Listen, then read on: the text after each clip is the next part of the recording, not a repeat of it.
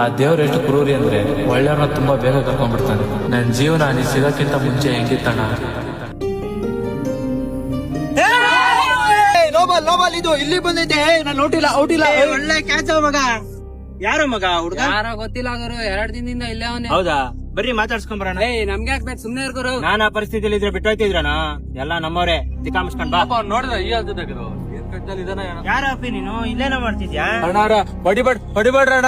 ನಾನ್ ಯಾಕೋ ನಿನ್ನ ನೋಡಿಲಿ, ಎಲ್ಲೋ ಇರಾತ್ ನೀನು. ನಮ್ಮೂರ ಗುಲ್ಬರ್ಗ ರೀ. ನಾವ್ ವಾಪಸ್ 6 ತಿಂಗಳಾಯ್ತ್ರಿ. ಆಸ್ತಿ ಸಲಿಂದ ಸಂಬಂಧಕ್ ಹೊಡೆದ್ಬಿಟ್ಟು ಊರಿಂದ ಆಚೆ ಕಳ್ಸಾರ್ರಿ. ಅದಕ್ಕ ಬಸ್ ಹತ್ಕೊಂಡು ಬೆಂಗಳೂರು ಬಂದಿನ್ರಿ. ಅಲ್ಲಿ ಕೆಲ್ಸ ಸಿಕ್ಕಿಲ್ರಿ. ಅದಕ್ಕ ಅದು ಇದು ತಿರ್ಗಾಡ್ಕೊತಿದ್ದೀನಿ. ಅಲ್ಲ ಮಗ, ನೋಡಕ್ ಗಟ್ಮುಟ್ಟಾಗೆ ಇದ್ಯಾ, ಕೆಲ್ಸಕ್ ಹೋಗ್ಬೋದಾಗಿತ್ತಲ್ಲೋ. ಕೆಲ್ಸ ಯಾರು ಕೊಡಲ್ರಿ. ಕೆಲ್ಸ ಕೊಟ್ರ ರೊಕ್ಕ ಕೊಡಲ್ರಿ. ರೊಕ್ಕ ಕೇಳಕ್ ಹೋದ್ರ ಹೊಡಿತಾರ್ರಿ. ಆಯ್ತು, ನಾನ್ ಕೆಲ್ಸ ಕೊಡಿಸ್ತೀನಿ, ನೀನ್ ಮಾಡ್ತೀಯಾ? ಹುನ್ರಿ, ಮಾಡ್ತೀನಿ. ನಮ್ಗೆ ತಿನ್ನ ಗತಿ ಇಲ್ಲ.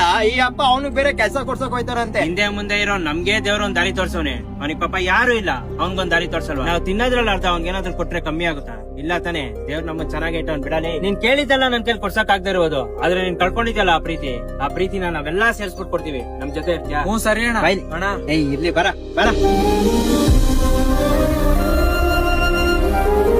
ನನಗೆ ಅಂತ ಒಂದ್ ಜೀವನ ರೂಪಿಸ್ಕೊಟ್ಬಿಟ್ಟು ನಮ್ಮನ್ನೆಲ್ಲ ಬಿಟ್ಟು ಹೋದಲ್ಲ ಅಣ್ಣ.